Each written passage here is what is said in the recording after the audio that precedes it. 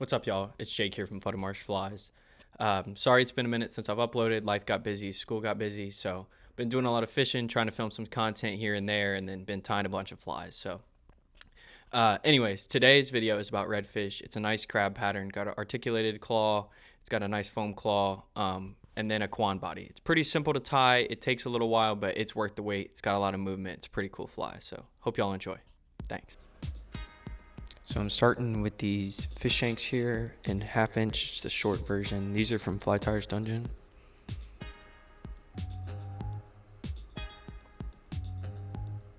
I'm gonna take just a pair of these snips here and clip just the round part in half of the shank.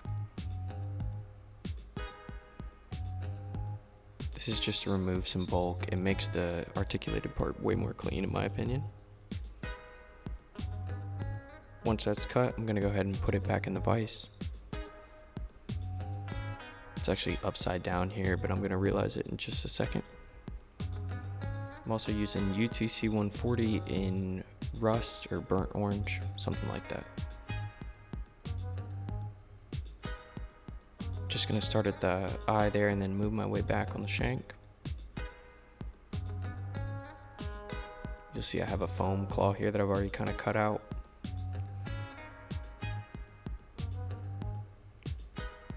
I leave my tag long so I can adjust, and then I just clip the excess.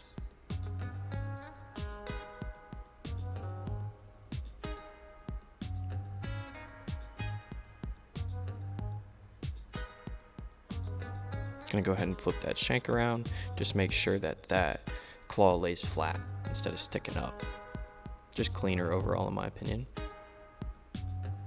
They're gonna put that claw right on top of the shank and start cranking down on it.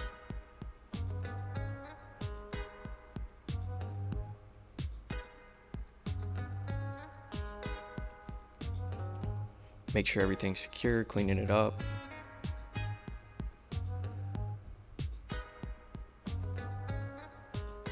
Looking pretty good, so I'm gonna go ahead and add some dubbing here. Not sure where this is from. It's olive dubbing with some green, some red. Of course green. I meant blue and red. A little bit of yellow.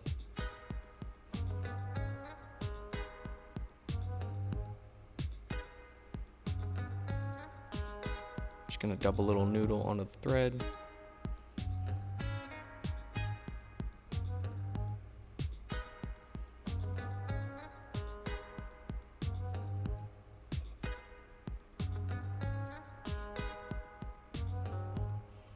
Gonna move my thread back to where I tied that claw in and then just add this dubbing.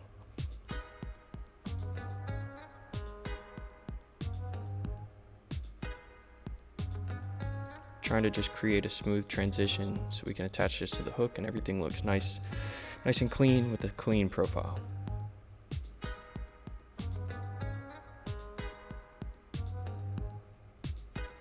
Gonna kind of brush any loose dubbing out. Trim that excess in a second.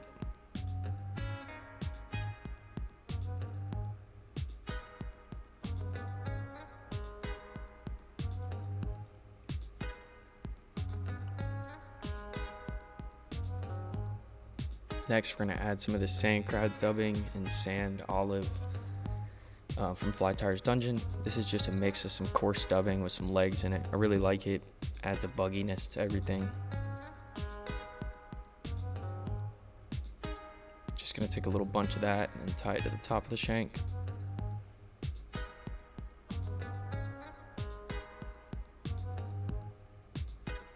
Had a couple legs trapped, so I just go ahead and cut those free.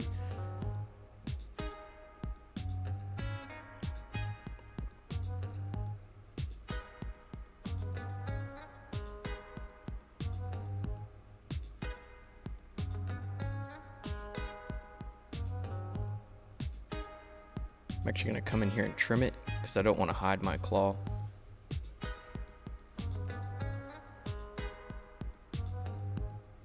Cut my tag. Do the same thing to the underside.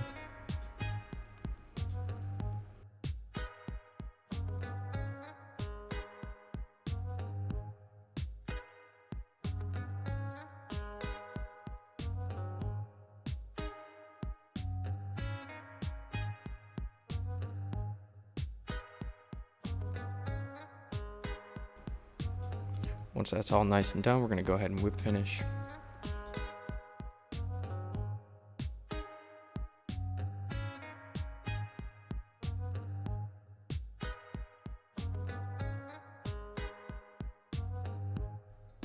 Come in here and trim up any loose legs, loose dubbing, anything like that. Just make sure everything looks nice and clean.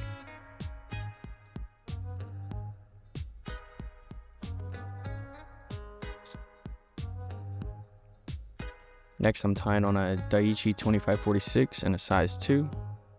Tying with that same UTC 140. Starting my thread at the hook eye and just going back a little bit. Maybe a 1/4 inch or so. Making a little bump so that my dumbbell eyes can rest against them. I'm using large dumbbell eyes here. They're brass from CW Flies.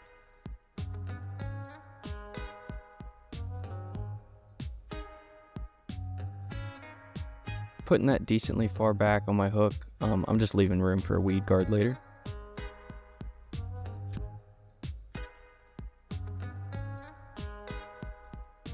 Making sure those are nice and secure.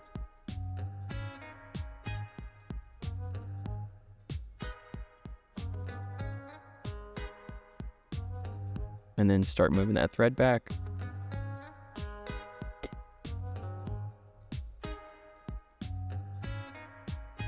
I've got a piece of 20-pound mono here. This is what I'm going to use to attach the claw. Just going to tie one side in, going up the shank.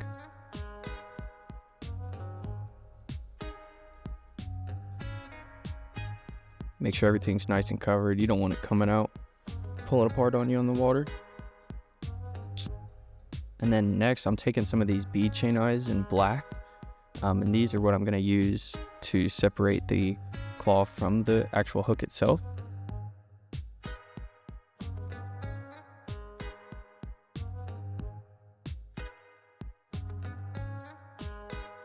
I like using these bead chain eyes over, say, like 3D beads or streamer beads, and that's just because it adds a little bit of weight. It's going to make it lay flat on the bottom and help that claw kind of stick straight up. They're going to be way more of a pain to put on than streamer beads, but it's kind of worth it for that added structure, added function, if you will.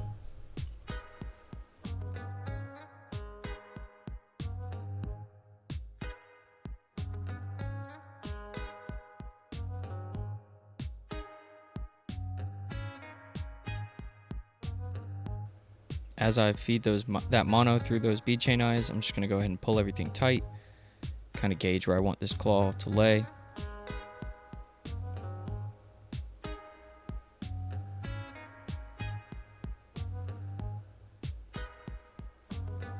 Once I get it where I want it, I'm just going to go ahead and tie in that other piece of mono, that other side.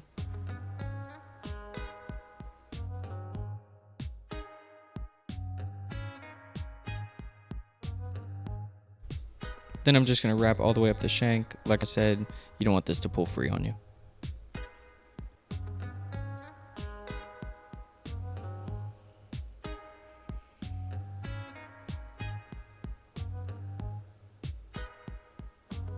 It's looking pretty good here. Next step is going to be to add some more of this sand crab dubbing. Just going to tie a little into each side of the shank here. And that's just going to help hide those bead chain eyes.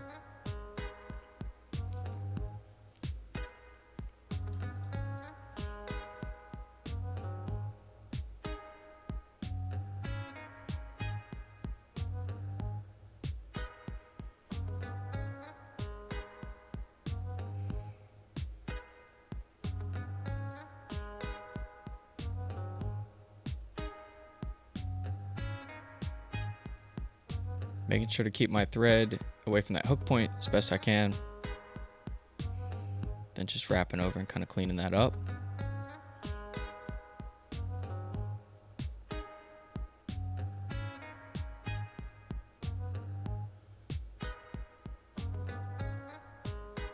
Next step here is going to be to add some schlappen, some tan schlappen.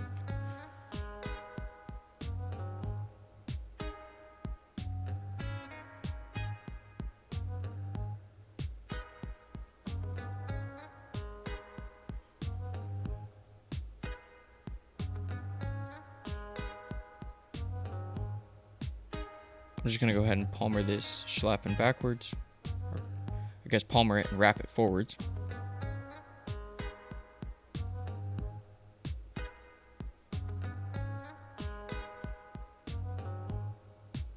Just giving a few wraps here, really just aiming to kind of move the tie-in point for this body forward to avoid that hook point as best I can.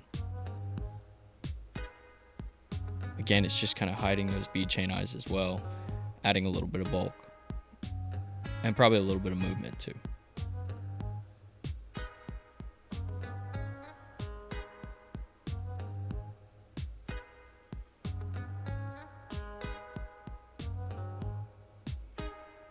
Gonna go ahead and tie that off and then wrap a little bit over that Schlappen. That's just gonna help it lay backwards and secure everything.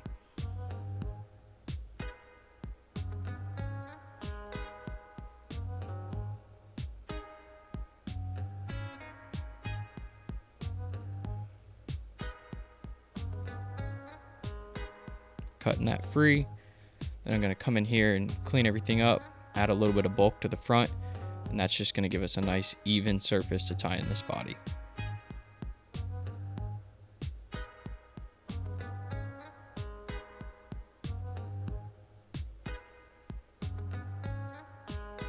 Moving back to that tie-in point of the Schlappen. Looking pretty good, everything's even.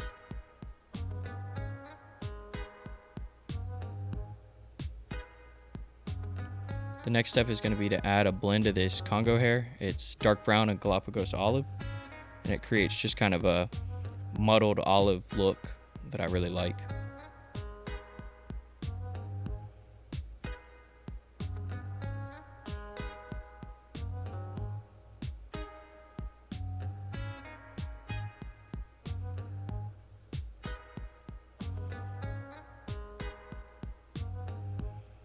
Just tying it on one side, giving it about 4 wraps, and then doing the same thing on the other side. Trying to get it even if possible, but it's not too necessary because I'm going to come in and trim everything up. Also give a couple wraps in front. I think this just helps secure it to the shank. And I'm just going to repeat this process all the way up to behind the brass eyes.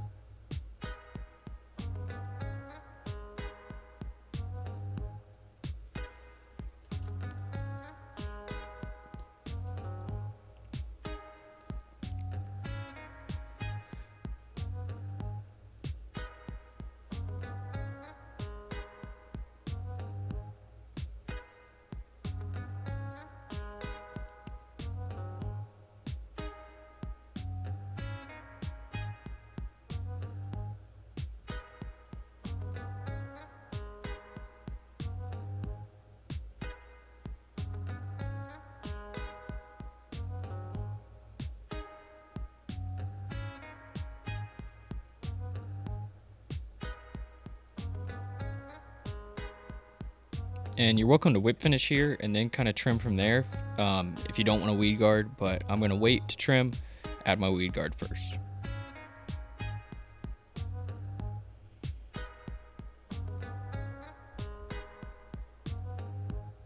To create my weed guard, I'm using some 50-pound mono.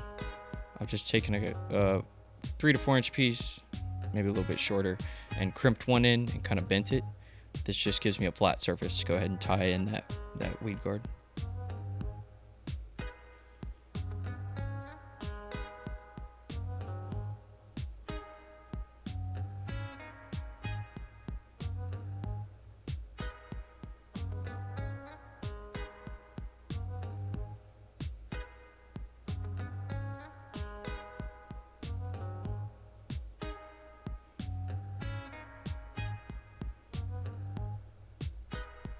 Just gonna go ahead and tie that in like I said.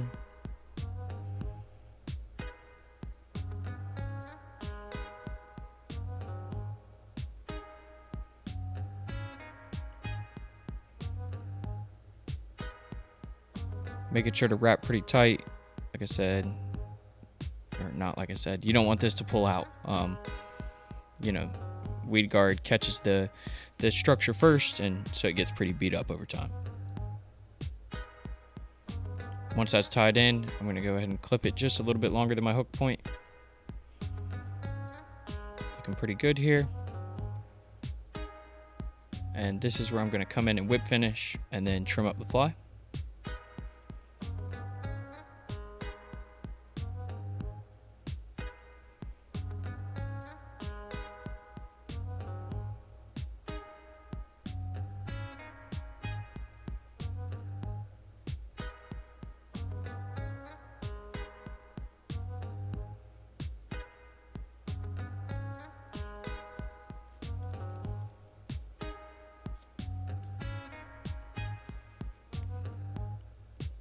I don't do anything fancy when I'm trimming. I'm just trying to get both sides as even as possible. I tie some bigger than others, some smaller than others. This one's pretty mid-range.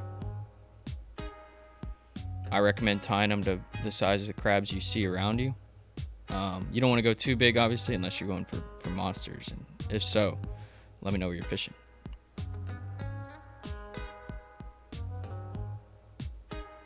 Gonna add just a little bit of loom flow to the thread wraps here. I forgot to tie in my legs in the tie-in process, so I'm going to kind of show you an alternative way to add legs after you finish your fly, and that's just going to be to tie them in with a couple of square knots. But anyways, we're using medium bug legs here from Fly Tyers Dungeon.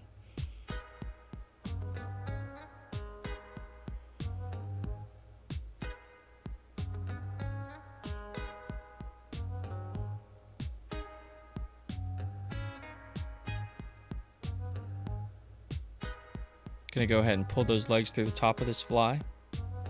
Kind of try to pick those fibers free as best as possible.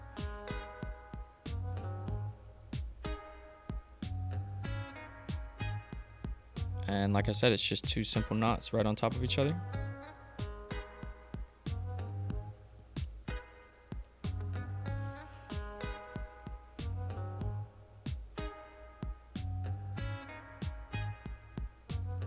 Making sure it's nice and tight. You don't want to pull too tight though. Those legs obviously will break on you.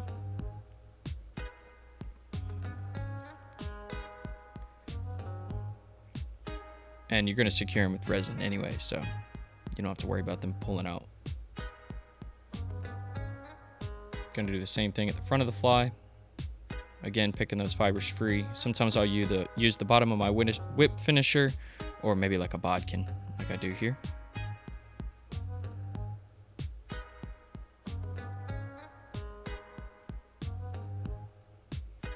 Same thing, just two simple knots.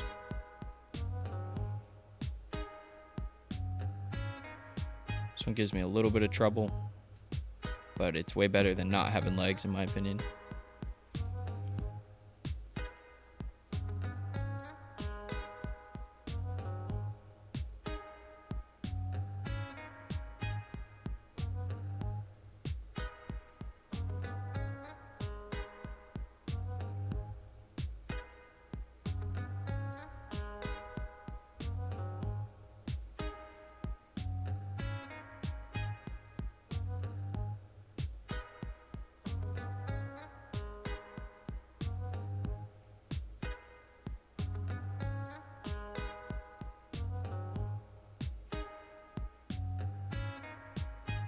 Like I said, once I get those tied in, I'm gonna add a little bit of resin, but before that I'm gonna go ahead and cure that resin from earlier. By now it's soaked into the threads,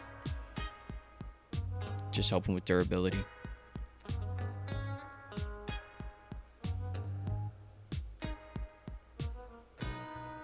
Making sure everything looks good before I make it permanent.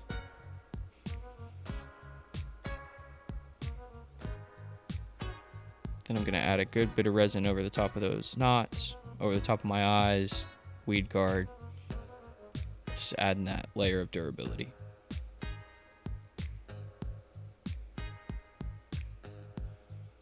If you guys have made it to this point in the video, I just want to say thank you. If you end up tying this fly, let me know. I want to see it. Make variations on it, you know, play around with it, especially if you catch fish on it. Send me pictures of those fish. I would love to see it. And I appreciate you for sticking around. Hope to see y'all next week. Thanks, y'all. Peace.